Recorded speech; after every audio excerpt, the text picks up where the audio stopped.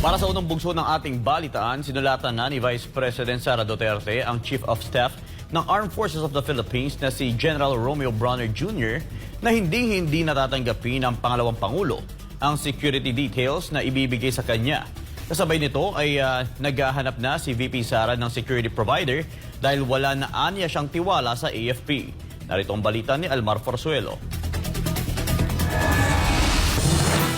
Sumulat na si Vice President Sara Duterte kay Armed Forces of the Philippines or AFP Chief of Staff General Romeo Brawner Jr. kaugnay sa kanyang hiling na hindi na niya tatanggapin ang mga security details na ibibigay sa kanya. Ito ang inihayag ng pangalawang Pangulo sa isang pulong balitaan matapos na tanungin patungkol sa kanyang seguridad. Paliwanag ni VP Sara, kung sakali man napapalitan ang kanyang kasalukuyang security details, maghahanap na lang umano siya ng security sa labas ng AFP. Yes, nagpadala ako ng letter sa Chief of Staff ng Armed Forces of the Philippines. Meron lang ako mga nilatag doon na mga requests. Pinakauna doon is hindi na kami tatanggap, hindi na ako tatanggap ng replacements. So kung magtanggal sila, hindi na nila i-replace. Iwan na lang nila kung ano yung maiwan.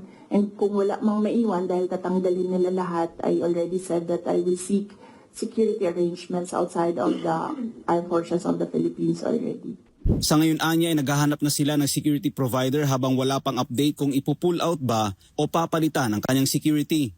Yes, wala pang update doon sa pull out and replacement. Nag-aantay kami sa Armed Forces of the Philippines kung kailan nila gagawin yon.